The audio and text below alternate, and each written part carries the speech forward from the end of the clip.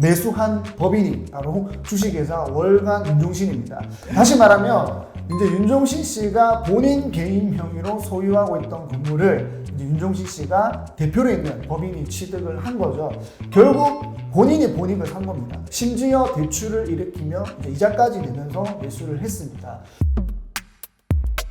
네, 안녕하세요. 사업용 부동산 투자의 A to G 벨리드 부동산 중개법인 황주영 이승아입니다. 안녕하십니까. 반갑습니다. 안녕하세요. 네, 오늘은 저희가 이제 실내에서 촬영을 하고 있는데 오늘은 저희가 2025년 6월달 기준으로 매매 사례를 가지고 여러분들에게 간단하게 좀 분석을 해드리는 시간을 가져보려고 합니다. 6월 달에도 참 거래들이 많이 활발하게 거래가 체결이 되었는데, 근데 오늘은 이제 꼭 강남 3구 이외 지역들도 어떤 흐름으로 거래가 형성되고 있는지 좀 알아보는 시간을 가져보려고 합니다. 네, 그럼 바로 한번 보시겠습니다. 네. 네, 첫 번째 매매 사례는 강남구 대치동 955-21입니다.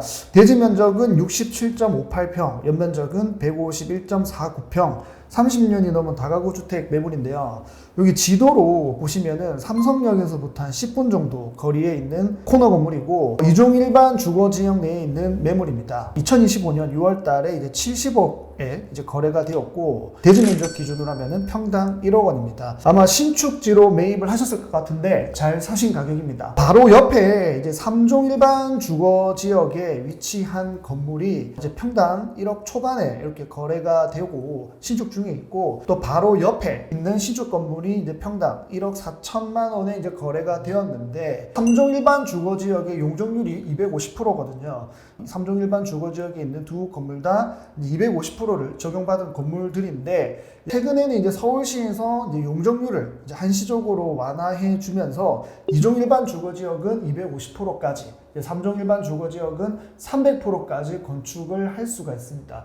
그래서 6월에 매각된 이 땅도 2종 일반 주거 지역이지만 250%까지 건축을 할 수 있기 때문에 이제 작년에 바로 옆에 이렇게 3종 지역의 신축 건물들과 동일한 이제 상황이고, 그렇게 봤을 때 이제 지금 시점에 이들과 이제 비슷한 금액대의 매입은 괜찮다 이렇게 보여집니다. 다만 이제 지도로 한번 보시면은 이렇게 남쪽으로 이제 도로를 접하고 있고, 일조권 사선 제한은 아직까지 적용 중이기 때문에 어떻게 활용을 해서 건축을 할지는 이제 지켜봐야 할 것 같습니다. 그리고 대부분의 이제 사람들이 테헤란로를 기점으로 해서 이제 남쪽보다는 이렇게 북쪽 지역을 선호를 많이 하시는데, 테헤란로 북쪽이라고 하더라도 일부 구역 내에서는 가격을 낮추더라도 임대나 매매에 어려움들이 있는 상황인데, 이제 여기는 이제 태남 지역이라도 삼성역에 많은 대형 호재들이 있고, 아래쪽은 학원가들이 또 이렇게 받쳐주고 있기 때문에 건물을 좀 세부적으로 보시면 이제 도로도 이렇게 좁지 않고, 태남 지역이라도 뭐 요 지역 같은 경우에는 괜찮은 구역이라고 보여집니다. 그래서 이 구역 내에 지금 시점에 평당 1억 원이면 잘 사신 가격입니다. 이번에 소개해드릴 거래 사례는 신림역 도보 2분 거리에 핵심 입지에 위치한 건물인데요. 신림역 하면 이게 가장 먼저 떠오르는 게 메인 상권, 뭐 순대타운. 그 순대타운이 있는 곳이 신림역 3번, 4번 출구 메인 먹자 라인입니다. 이 거래 사례도 순대타운과 좀 맞닿고 있는 구역이고, 20대, 40대 젊은 소비층들이 활발하게 유입이 되어서 이 심야 시간대까지 활기가 있는 지역이에요. 해당 매물의 이제 대지 면적은 47.8평, 연면적 136.45평, 지하 1층부터 지상 5층으로 구성된 빌딩인데, 이게 1986년 7월에 준공된 빌딩이다 보니까 뭔가 대수선이 필요하거나 아니면 뭐 신축으로 플레이를 하거나 어떤 노력들이 필요한 상품인데, 토지 입구가 굉장히 좁다 보니까 이게 건물을 뭔가 활용하는 방안이 수익률로 좀 플레이를 해야 되는 상품입니다. 우선 이 신림역 1층, 2층에 이 술집이 굉장히 밀집한 순대타운의 권역인데요. 여기서 이제 1차 상권이 끝나면 지금 이제 매매가 된 거래 사례, 이제 24억에 거래된 이쪽 상권으로 이동을 합니다. 이 건물 같은 경우가 위락시설로 노래 주점 그리고 노래 연습장으로 구성이 되어 있어서 이제 1차 상권이 끝난 이제 그 분들이 2차 상권으로 넘어가는데, 유흥상권으로 이게 발길이 끊이지가 않거든요. 근데 이 자료형 토지에 위치하고 있다 보니까 신축이나 리모델링 시의 제약은 분명히 있습니다. 근데 신림역 해당 지역에 2024년부터 2025년 2분기까지 실거래가 없어요. 그러니까 신림역 주변에 정말 취득하고 싶은 분들은 수익률이 좋거나 직접 뭐 F&B 브랜드들이 운영을 하거나 이런 분들이 선호를 하는데, 매물 자체가 워낙 귀하다 보니까 거래가 이루어지면 뭔가 신고가, 그러니까 거래가 없으니까 사면은 비싼 가격에 거래된 것처럼 느껴집니다. 근데 뭐 이런 유흥상권에 또 일반 상업지역이라는 메리트가 있는 곳이 24억밖에 안 한다. 그러면은 이게 정말 좀 메리트가 있지 않나요? 근데 나중에 좀 매각을 하거나 엑싯을 할 때는 좀 피로도가 좀 있을 것 같다는 좀 의견인데, 그래도 일반 상업지역의 이런 핵심 상권을 좀 낮은 금액에 거래를 하셔서 좋은 거래 사례로 보여집니다. 사실 한 20억에서 30억 원대 사이에서 할 수 있는 건물들이 서울에서 많지 않습니다. 그러다 보면 이제 이런 건물들까지도 검토를 하게 되는 상황들이 오는데, 개인적으로는 그렇다 하더라도 뭐 어떤 건물이 위치해 있는 이런 컨디션으로 봤을 때 이런 걸 사는 게 맞는 것인가 하는 부분들에 있어서는 조금 더 조심스럽게 접근을 해야 되지 않나라는 생각을 해봅니다. 빙수야. 다음 사례는 이제 용산구 한남동 이제 683-69입니다. 대지 면적이 54.9평, 연면적이 이제 55.03평, 1983년에 준공된 건물입니다. 지도 보시면은 요즘 아주 핫한 상권이죠. 한남동 상권에 이렇게 이제 위치하고 있고, 도건도로를 접하고 있는 이렇게 자루형의 토지입니다. 2025년 6월에 55억에 이제 거래가 되었고, 대지 면적 기준으로 하면은 이제 평당 1억 원입니다. 근데 여기서 이제 귀를 좀 쫑긋하시고 들어보시면 재밌는 사실은, 이 건물은 이제 가수 윤종신 씨가 보유하고 있었던 건물인데요. 2015년에 15억 원 정도의 이제 윤종신 씨 개인 명의로 이제 매입을 하시고, 이제 리모델링 하신 후에 이제 복합 문화 공간으로 활용을 하시다가 2025년 6월에 이제 55억 원에 매각하시면서 이제 10년 만에 40억 원 정도의 차익을 얻으셨습니다. 개인적인 생각에서는 한남동 상권이긴 하지만 위치와 뭐 여러 가지 도로 요건들을 생각을 했을 때 굉장히 매각을 잘한 케이스라고 생각을 하는데, 반대로 이제 매도자가 매각을 잘한 것이라면 이제 그런 매수자는 이제 잘못 산 거 아닌가라고 또 반대로 생각할 수 있지 않습니까? 왜냐하면 이 자루형 토지에 이제 손대기도 어려운 건물이고, 그리고 55억 원에 대한 이제 적정 임대료도 나오기가 어렵고, 차익이 확실히 예상되는 것도 아닌 이런 건물을 왜 평당 1억 원에 샀을까 의문을 한번 가져볼 수 있는 그런 사례입니다. 근데 여기에 이제 비밀이 있습니다. 바로 이제 등기부를 제가 봤더니 매수한 법인이 바로 주식회사 월간 윤종신입니다. 다시 말하면 이제 윤종신 씨가 본인 개인 명의로 소유하고 있던 건물을 이제 윤종신 씨가 대표로 있는 법인이 취득을 한 거죠. 결국 본인이 본인을 산 겁니다. 심지어 대출을 일으키며 이제 이자까지 내면서 매수를 했습니다. 보통 개인 명의의 부동산을 이제 법인으로 전환을 할 때는 이제 현물 출자에 의한 방식으로 진행을 하는데, 이제 등기부상에 나와 있는 것을 보면 매매로 기록이 되어 있고, 이제 실거래도 이렇게 된 것을 보니까 현물 출자 방식은 아닌 것 같고, 현물 출자 방식이 아니면 윤종신 씨는 개인 명의로 판 이 건물은 양도세도 내야 됐고, 법인 명의로 산 이 건물은 취득세도 내야 하는데, 과연 왜 이렇게 하셨을까요? 네. 아마 당장 팔지 않고 계속 가져가실 생각인 것 같다. 왜냐하면 현재 매각한 금액으로만 보더라도 차익이 40억 원 정도인데 10년 동안 많이 올랐죠. 근데 개인 명의로 되어 있으니까 장기 보유 특별 공제를 받더라도 양도 차익이 10억 이상이면은 거의 45%를 양도세로 내야 하거든요. 근데 시간이 갈수록 더 오른다라고 하면은 내야 하는 세금도 계속 많아집니다. 반면에 법인의 경우에는 법인세로 19%만 내면 되니까 세금 차이가 굉장히 많이 나죠. 그래서 당장 파시기보다는 아마 더 장기적으로 가실 생각이신 것 같은데, 개인 명의로 계속 가져가시다가 그때 가서 팔면 또 오른 만큼 세금도 계속 늘어나니까 그때의 세금을 줄이기 위해서 지금이라도 법인으로 전환을 하신 게 아닐까 추측됩니다. 그리고 월간 윤종신 법인도 제가 좀 살펴보니까 이제 가족들도 함께 구성이 되어 있는 것 같은데, 추후에는 자산을 나눠 가지는 부분까지도 이제 생각을 하시지 않았을까 싶습니다.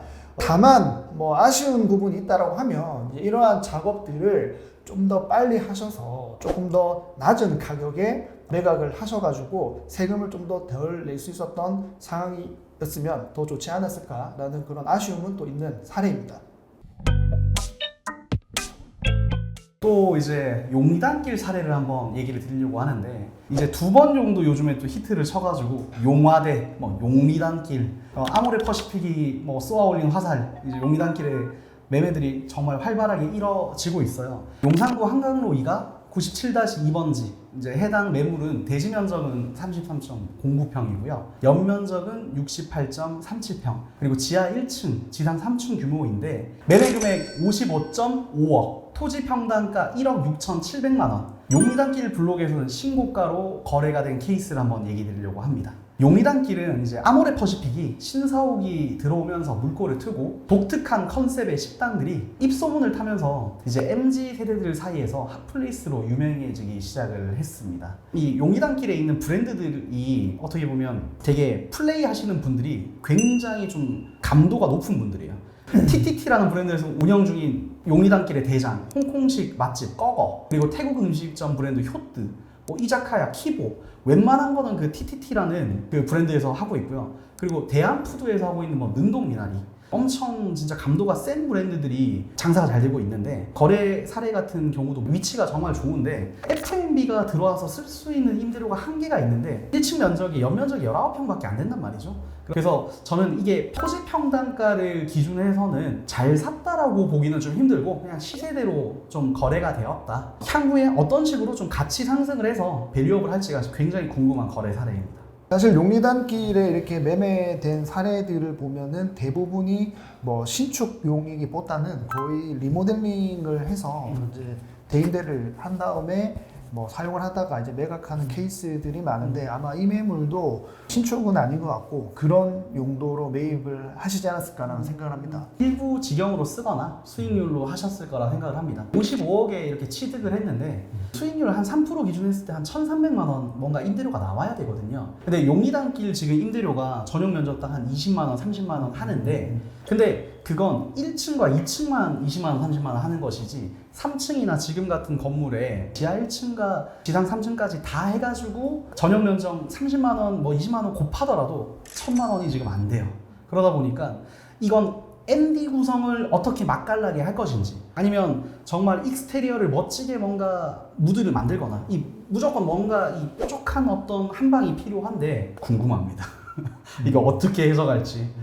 네, 다음 이제 매매 사례는 서초구 반포동 706-8입니다. 그래서 대지 면적이 257.88평, 연면적이 618.12평, 40년이 훌쩍 넘은 이제 근생 건물입니다. 그래서 지도로 이렇게 한번 보시게 되면은 이제 노년역 6번 출구에 바로 붙어 있는 초역세 코너 건물이고 일반 상업지역과 이제 3종 일반 주거지역이 섞여 있는 건물입니다. 네, 이 건물이 665억 3천만 원에 이제 계약이 되었고 대지 면적 기준으로 하면은 평당 이제 2억 5천만 원입니다. 이 건물의 매매 사례는 이제 바로 아래에 있는 요 이제 건물과 함께 이제 보셔야 되는데 아래 건물이 2025년 4월에 이제 매매가 되었습니다. 근데 이 건물의 이제 실거래가가 먼저 뜨고 나서 이슈가 많이 되었었습니다. 왜냐하면 이제 단순하게 이 건물의 이제 실거래가 데이터로만 봤을 때는 매수했던 가격보다 한 63억 원 정도 낮은 가격으로 이제 매각을 했거든요. 근데 이제 좀 더 이제 들여다보게 되면 두 건물의 소유자들이 함께 개발 사업을 하기 위해서 2022년에 두 필지를 취득을 했었는데 아마 2022년 그때 시기적으로 분양 시장도 좋지 않았고 또 PF 대출도 막히는 그런 시점이었다 보니까 개발 행위를 못한 것으로 추측이 됩니다. 그래서 시장에 이제 매물이 계속 나와 있었는데요. 이제 그러다가 이제 지금에 와서 매각이 되었는데 이제 두 필지의 매각 가격을 합해 보면 1,081억 8,300만 원인데 2022년 이제 취득 당시 가격이 1,020억 원입니다. 숫자만 보면 한 60억 원 정도 높게 매각을 했지만 취득했을 당시에 뭐 취득세와 부대 비용, 뭐 지금까지 이자 등을 생각해 보면은 뭐 손해죠. 네. 근데 반대로 이제 매입한 입장에서 보게 되면 이제 평당 2억 5천만 원이면 그렇게 노년역 대로변 초역세권에는 잘 샀다고 볼 수 있고요. 다만 이제 전체적인 볼륨이 뭐 이전 소유자들과 마찬가지로 개발 사업을 위한 것으로 추측이 되는데 이렇게 대로변에 짓는 주택 상품들의 분양 시장이 여전히 좋지 않습니다. 그래서 하이엔드 주택도 확실한 셀링 포인트가 없으면 이제 죽을 쓰고 있는 시점인데 과연 이 두 필지를 매입하신 곳에서는 어떻게 풀어낼지 이제 궁금합니다. 그래서 한번 지켜보면 좋을 그런 사례로 보여집니다. 네, 그래서 오늘은 2025년 6월달 실거래가 된 이제 건물들의 매각 사례를 좀 몇 가지를 가지고 여러분들에게 저희의 생각을 좀 전달 드려봤습니다. 어떻게 생각하실지 모르겠지만 뭐 이런 매매 사례들을 잘 살펴보시면서 여러분들 투자에 참고가 되셨으면 좋겠고, 저희가 뭐 매달 좀 이슈가 될 만한 사례들, 이슈가 된 사례들, 또 여러분들이 또 주목해볼 만한 사례들을 한 번씩 이렇게 또 분석을 해드리도록 하겠습니다.